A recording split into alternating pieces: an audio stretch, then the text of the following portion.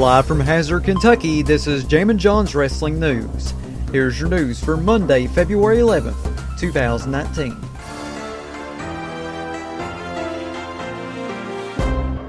We start off with some breaking news out of the WWE. The WWE announced today that Finn Balor will face both Intercontinental Champion Bobby Lashley and Lio Rush in a handicap title match at the Elimination Chamber pay-per-view.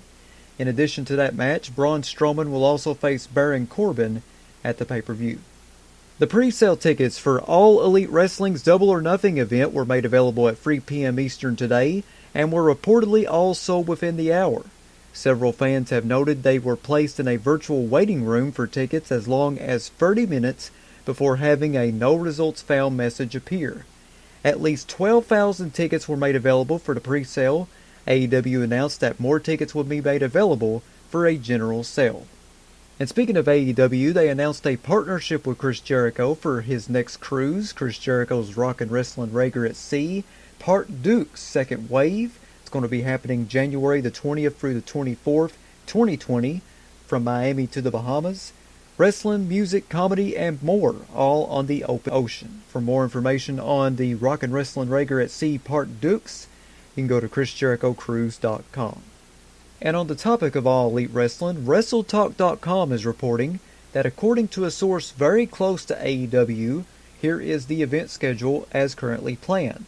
For May 25th, Double or Nothing at the MGM Grand Arena in Las Vegas. June 2019, unspecified show believed to be in the United States. July 2019, unnamed show in Jacksonville, Florida, with a portion of the proceeds going to anti-gun crime charities. August 2019, Royal Albert Hall in London, England. September 2019, All Out, the official sequel to All In, and the full launch of the brand prior to TV tapings beginning. WrestleTalk.com understands that while not yet confirmed, this is again likely to take place at the Sears Center in Chicago. And then finally, October 2019 is when weekly television tapings will begin. And staying on the topic of AEW, as previously noted, Dave Batista was rumored to be facing Triple H at this year's WrestleMania 35. ProWrestlingSheet.com is reporting that despite Triple H's injury, Batista has been in talks with WWE, but there is said to be a 50-50 chance that he'll appear at WrestleMania. PWS is also reporting that All Elite Wrestling has expressed interest in Batista, and he isn't turning them away. Right now it seems that both WWE and AEW are in talks with Batista, and he's listening to offers from both promotions. Interesting stuff going on with Batista, WWE, and AEW. PWInsider.com is reporting that Luke Harper is scheduled to be in attendance for this week's Smackdown live taping in Toledo, Ohio.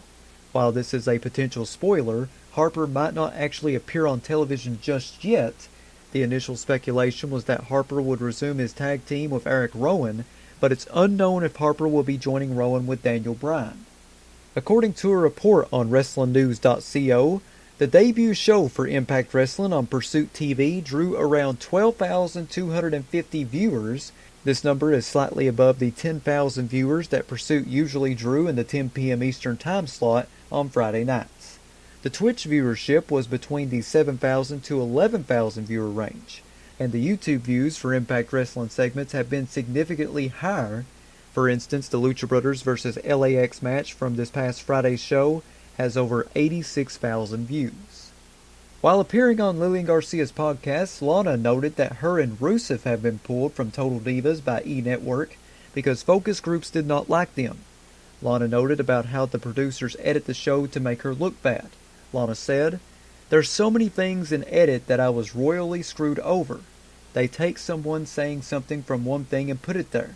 In edit, they can do whatever they want, and that's out of your control.